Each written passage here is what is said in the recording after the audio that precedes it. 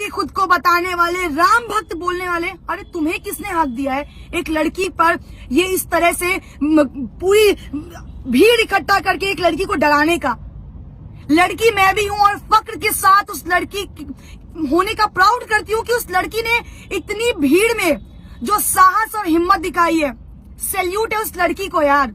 मुसलमानों को नीचा दिखाने के लिए बार बार ऐसी हरकतें करते हैं जिससे ये कहने में शर्म आती है कि मैं एक हिंदू हूँ। अरे कैसे शर्म नहीं आएगी यार? हिजाब को लेकर आप लोग विरोध कर रहे हो। अगर लड़की पर्दे में है तो उसकी क्या गलती है? अस्सलामु अलैकुम वरहमतुल्लाहि वबरकातुहू। नाज़रीन, अगर आप हमारे चैनल में नए हैं तो हमारा चैनल यस सर चैनल को सब्सक्राइब करें और बेल आइकन को दबाएं ताकि नए नए वीडियो अपलोड होते ही आप तक नोटिफिकेशन के जरिए पहुंच सके। जज़ाकल्लाह। आप में से बहुत ऐसे लोग इस वीडियो को देखेंगे जिसके बाद कई ऐसे लोग होंगे जो कमेंट करेंगे कि यार ये फिर ज्ञान देने आ गई, यार इसका फिर से शुरू हो गया, फिर हिंदू फिर मुस्लिम। सवाल ये है कि अगर आप हिंदू हैं तो ये आपकी अच्छाई नहीं है, अगर सामने वाला मुस्लिम है तो उसमें कोई कमी नहीं है। हम क्यों बार बार एक ही मुद्दे पे लड़ते हैं, हिंदू मुस्लिम हिंदू मुस्लिम हिंदू मुस्लिम? हमारे पास देश में और भी मुद्दे हैं। मैं भी हिंदू हूँ, मुझे इस बात का बहुत फक्र है कि मैं हिंदू हूँ, पर एट द सेम टाइम मुझे शर्म आती है खुद को हिंदू बताते हुए। और ऐसा क्यों? क्योंकि बार बार मेरे वो सो कॉल्ड हिंदू लोग जो मुसलमानों को नीचा दिखाने के लिए बार बार ऐसी हरकतें करते हैं जिससे ये कहने में शर्म आती है कि मैं एक हिंदू हूँ। अरे कैसे शर्म नहीं आएगी यार? हिजाब को लेकर आप लोग विरोध कर रहे हो। अगर लड़की पर्दे में है तो उसकी क्या गलती है? अगर लड़की छोटे कपड़े पहनते हैं तो यही वो लोग हैं जो सबसे पहले सवाल उठाते हैं कि लड़की ने छोटे कपड़े पहने थे इसलिए उसका रेप हुआ। लड़की अगर ब्रा या पैंटी में चलती है तो उसका रेप हुआ। अगर लड़की हिजाब में चलती है तो आप लोगों को इस बात से क्यों तकलीफ है? क्यों तकलीफ है आखिर इस बात से? यार उन्हें सिखाया यही गया है, उनके धर्म में ये चीज अपनाई गई है। अगर उस लड़की को हिजाब पहनने से दिक्कत नहीं है तो ये हिंदू आगे खुद को बताने वाले, राम भक्त बोलने वाले, अरे तुम्हें किसने हक दिया है एक लड़की पर ये इस तरह से पूरी भीड़ इकट्ठा करके एक लड़की को डराने का? लड़की मैं भी हूं और फक्र के साथ उस लड़की होने का प्राउड करती हूँ कि उस लड़की ने इतनी भीड़ में जो साहस और हिम्मत दिखाई है। सैल्यूट है उस लड़की को यार। तुम उस हर लड़की के लिए इंस्पिरेशन हो जो लड़की सामने आने से, बात करने से डरती है। अरे तुम खुद को राम भक्त बताते हो, शर्म आनी चाहिए तुम्हें। अरे काय के राम भक्त हो यार तुम? केवल रोड पर श्री राम के नारे लगाने से, हिंदू काटे जाने से, मुस्लिम काटे जाएंगे, राम राम चिल्लाएंगे जैसे नारे लगाने से तुम हिंदू और राम भक्त हो जाओगे? सीरियसली? Are you kidding?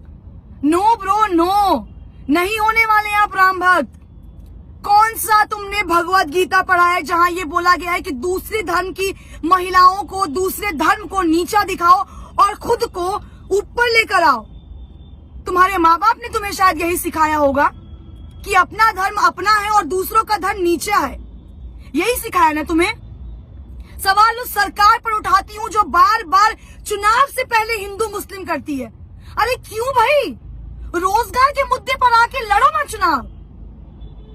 क्यों तुम्हारा चुनाव से पहले ये हिजाब, ये हिंदू मुस्लिम, ये नारे तुम्हें तकलीफ देते हैं? क्यों देते हैं? अगर 100 की भीड़ में वो बंदा जय श्री राम के नारे लगा सकते हैं तो ये एक लड़की खड़े होकर अल्लाह अकबर क्यों नहीं कर सकती है? क्या तुम्हें हक है कि सिर्फ तुम जय श्री राम के नारे लगाओगे? क्या मुसलमानों को हक नहीं है अल्लाह अकबर कहने का?